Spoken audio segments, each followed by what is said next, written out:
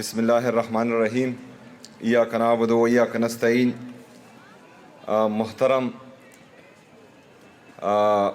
Cadet college کے students کے families, parents, خواتین و حضرات، cadet college girls cadet college Mardan کے پرنسپل، ان کے تمام سٹاف، ہمارے پارلیمنٹیرین عاطف بھائی، علی محمد بھائی، ارشد ایوب صاحب، شفیع جان صاحب، مردان سے ہمارے طارق بھائی، امیر فرزند بھائی، افتخار مشوانی صاحب، عبدالسلام افریدی صاحب، تمام دوستوں کو السلام علیکم ورحمۃ اللہ وبرکاتہ۔ علی محمد صاحب نے کہا کہ عمران خان صاحب نے مجھے کہا تھا کہ 11 میں آنا ہے۔ اچھا، وہ انہوں نے کہا نہیں تھا کہ نمبر 1 بننا ہے، نمبر 1 سے آپ دور ہی رہنا۔ ہماری جدوجہد جب سے میرا حلف ہوا ہے، مسلسل دن اور رات ہماری جدوجہد جاری ہے۔ اس صوبے کو، جس صوبے کے لیے ہم دن رات محنت کر رہے ہیں، اس کی ایجوکیشن کے لیے، اس کے ہیلتھ کے لیے، اس کے گڈ گورننس کے لیے، سروس ڈیلیوری کی بہتری کے لیے، یہ تمام چیزیں میرے قائد جناب عمران خان صاحب کے ویژن کے مطابق ہیں۔ چیلنجز زیادہ ہے، لیکن میری کوشش ہے کہ ہیلتھ اور ایجوکیشن پر ہم زیادہ سے زیادہ انویسٹ کریں۔ اور آج جو گرلز کیڈٹ کالج مردان میں نے اپنے صوبے کی بچیوں کو دیکھا، دوسرے صوبے سے آئے ہوئے اپنے بچیوں کو دیکھا، اوورسیز پاکستانی بھی یہاں پر جو ہیں اپنے بچیوں کو بھیج رہے ہیں اور یہاں تعلیم حاصل کر رہے ہیں، تو یہ ایک بہترین ماحول مجھے دیکھنے کو ملا۔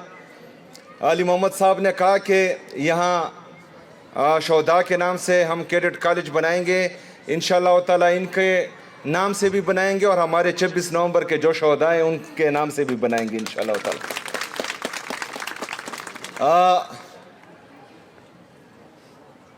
جیسا کہ میں بار بار کہہ رہا ہوں کہ ہمارے پاس، خیبر پختونخوا کے پاس محدود وسائل ہیں اور ہمارے مسائل زیادہ ہیں، لیکن بدقسمتی سے ہمارے جو وسائل ہیں جس پر وفاق قابض ہیں، ان کا میں بار بار ذکر کر رہا ہوں۔ یہاں پر ہمارے جو خیبر پختونخوا کی عوام بیٹی ہیں، یہاں پر میرے لیفٹ پر ہمارے مرد حضرات بیٹے ہیں اور رائٹ پر جو ہیں ہماری خواتین بیٹی ہیں اور ٹیچرز بھی ہیں۔ آپ نے تمام خیبر پختونخوا کے لوگوں کو اپنے حقوق کے بارے میں آگاہ کرنا ہے۔ آپ نے جہاں پر بھی بیٹھنا ہے، چاہے وہ اسکول ہو، گھر ہو، محلہ ہو، غم ہو، شادی ہو، ہر جگہ پر آپ لوگوں نے یہ ایک پیغام دینا ہے کہ وفاق پر صوبہ خیبر پختونخوا کا 2200 ارب روپے سے زیادہ بجلی کی مد میں واجب الادا رقم ہے جو وفاق نے ہمیں ادا کرنا ہے۔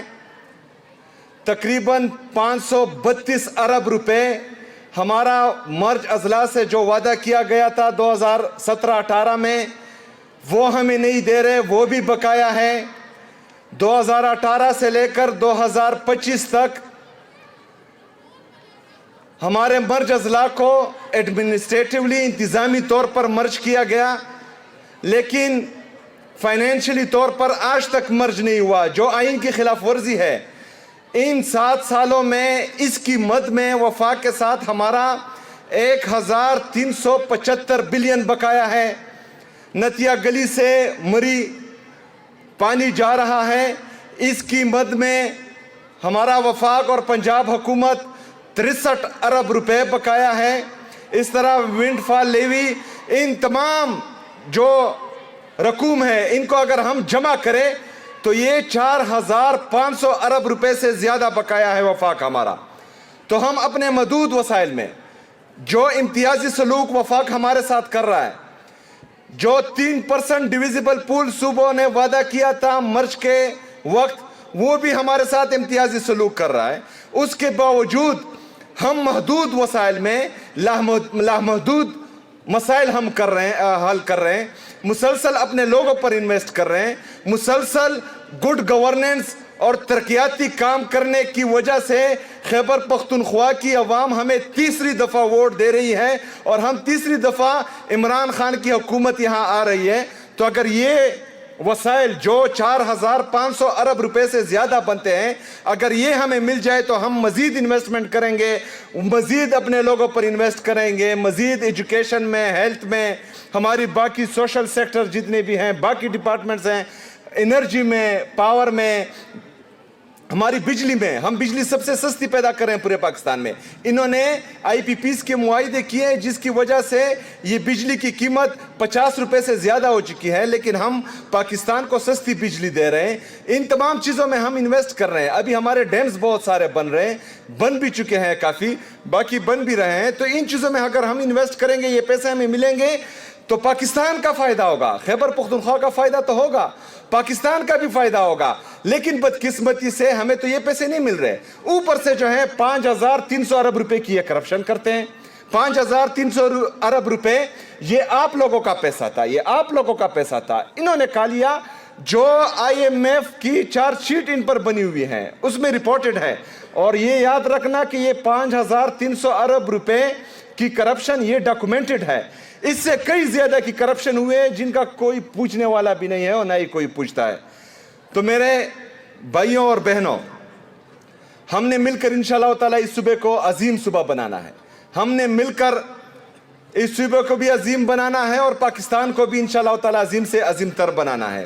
اور یہ صرف تبھی ہو سکتا ہے جب ایک صوبے کے ساتھ، ایک پارٹی کے ساتھ، ایک لیڈر کے ساتھ امتیازی سلوک نہ ہو۔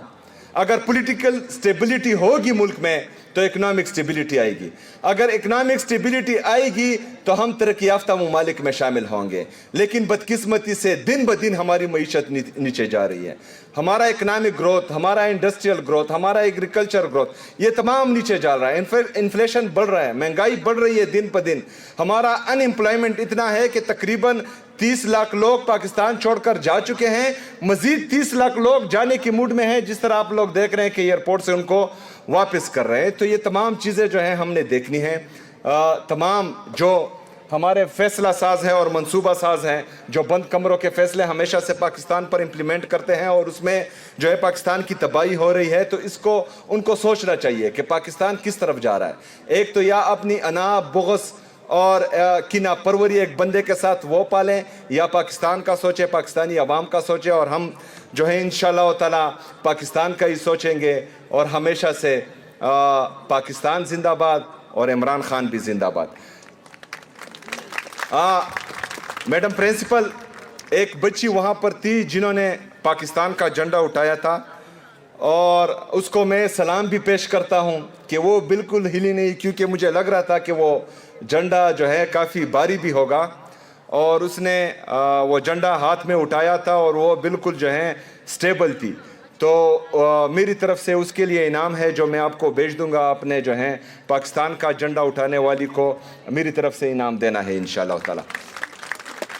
دوسرا، جو آپ کی کالج کی پائلٹ ہے، وہ ہمارے فیصل جاوید سے نمبر لے چکی ہے، وہ بھی بہترین نعرے لگا رہی تھی۔ تو زینب کے لیے بھی میری طرف سے اعلان ہے، اور آپ میڈم پرنسپل سے اپنا انعام پھر وصول کر لیں انشاءاللہ۔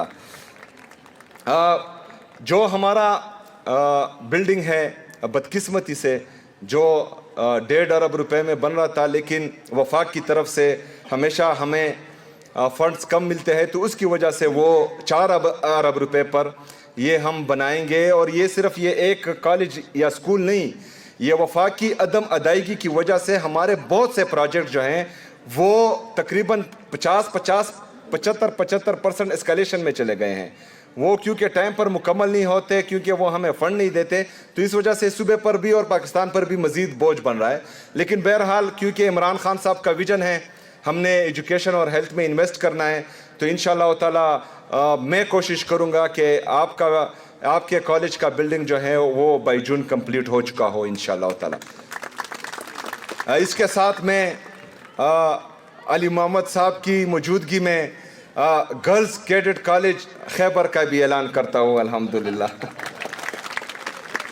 انشاءاللہ تعالی تمام خیبر پختونخوا کی عوام سے میں مخاطب ہوں کہ سب سے پہلے آپ نے گھبرانا نہیں ہے. انشاءاللہ تعالی ہماری جدوجہد جو پولیٹیکل ہے وہ بھی جاری رہے گی, اس سے ایک قدم بھی ہم پیچھے نہیں ہٹیں گے انشاءاللہ تعالی.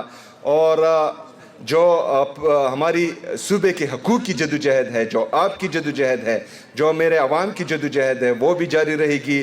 میں دن رات جو ہے اپنا صوبہ بھی دیکھ رہا ہوں, اپنے صوبے کی عوام کی تکالیف بھی دیکھ رہا ہوں, اور جو ہمارا پولیٹیکل سٹرگل ہے وہ بھی دیکھ رہا ہوں.